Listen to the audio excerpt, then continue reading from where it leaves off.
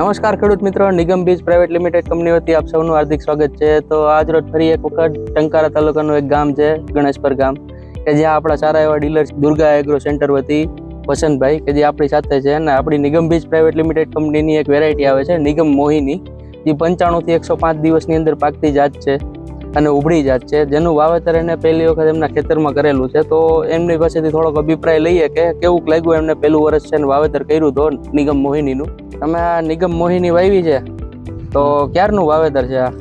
આપણે આ વાવણી થઈ ત્યારે 19/6 નું વાવેતર છે। 19/6/2025 અને આજ તારીખ છે 10 સપ્ટેમ્બર 2025, એટલે 85 દિવસની આસપાસ 82-85 દિવસની આસપાસ વેરાયટી થઈ।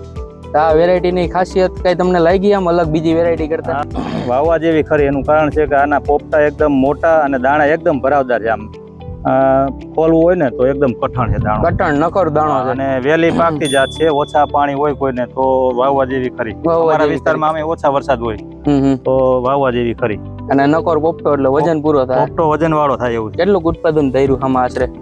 ઉત્પાદનમાં જોઈએ ને તો લગભગ આ જોતા એમ લાગે 35 મણ તો થશે જ, પ્લસ 35 મણ તો થાય જ, 35 તો થઈ જાય। અને બીજી કોઈ આમાં ખાસિયત દેખાય કે પોપટા કાળા પડવાનો ને એવો કઈ પ્રશ્ન? અત્યારે આમાં જે આપણે છોડવો ઉપાડ્યામાં ક્યાંય પોપટો એક પણ કાળો હજી સુધી અત્યારે બીજી વેરાયટી અમુક છે એમાં દેખાય છે, બહુ જાજો પ્રશ્ન છે, તમે જોતા હશો અહીંયા કે ભાઈ કેલ્શિયમ બોરોન ની ઉણપના લીધે આપણે આટલા ઉપાડ્યામાં ક્યાંય કાળો પોપટો નથી હજી સુધી। તો આ વેરાયટી વિશે બીજાને કેવું હોય તો કહીએ કે આપણે વાવેતર કરે આવતા? આ વેરાયટી વાવવા જેવી છે। આપણે જે ઓલી 32 નંબર વાવી છે ને એનો પોપટો વીણવામાં ની બહુ તકલીફ પડે, આમાં આ મોટો પોપટો છે તો વીણવામાં ની સરળ રહે ને, અને પોપટો લીસો છે એટલે ધૂળનો પ્રશ્ન ઓછો આવશે મારા ખ્યાલ, ધૂળનો પ્રશ્ન ઓછો આવશે।